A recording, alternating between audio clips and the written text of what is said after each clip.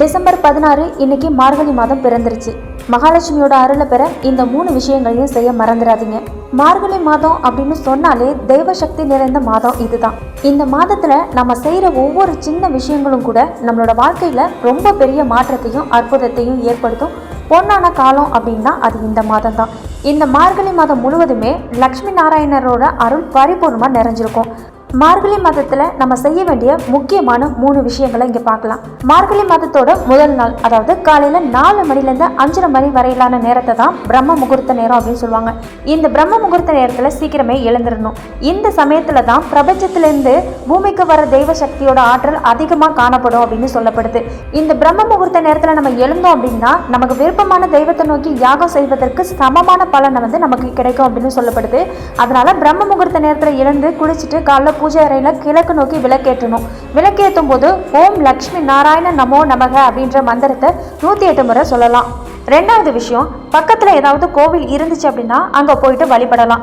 அதுலேயும் பெருமாள், ஆண்டாள், மகாலட்சுமி இந்த 3 தெய்வங்களும் இருக்கிற கோவிலுக்கு போய் வழிபட்டோம் அப்படின்னா அது ரொம்பவே விசேஷமானது. மார்கழி மாதத்துல விடிய காலையிலே எழுந்து பெருமாளோட லட்சுமி தேவியை சேர்த்து தரிசனம் செஞ்சோம் அப்படின்னா அது 10 மடங்கு புண்ணியத்தை தருமா. மகாலட்சுமிக்கும் பெருமாளுக்கும் துளசியை வச்சு படைச்சு வழிபட்டுட்டு துளசி செடிக்கு தண்ணி ஊற்றி வழிபட்டோம் அப்படின்னா அது ரொம்பவே சிறப்பான பலனை தருமா. அது மட்டும் இல்லாம நம்மளோட பாவங்கள் எல்லாத்தையும் போக்கிடுமா. 3வது விஷயம், மார்கழி மாதத்துல வீட்டு வாசல்ல போடப்படுற கோலம் ரொம்பவே முக்கியமானது. இந்த மாதத்துல வீட்டு வாசல்ல போடப்படுற கோலத்துக்கு ரொம்பவே தனித்துவமான சக்தி உள்ளதா சொல்லப்படுது. பிரபஞ்சத்திலிருந்து வர தெய்வீக ஆற்றல் நம்ம போடப்படுற அந்த கோலத்தை ஈர்க்குமா. ஒவ்வொரு முறையும் நம்ம அந்த கோலத்தை கடந்து போகும்போது அந்த தெய்வீக ஆற்றலானது நம்மளோட உடலுக்கு வந்து சேரும் அப்படின்னு சொல்லப்படுது.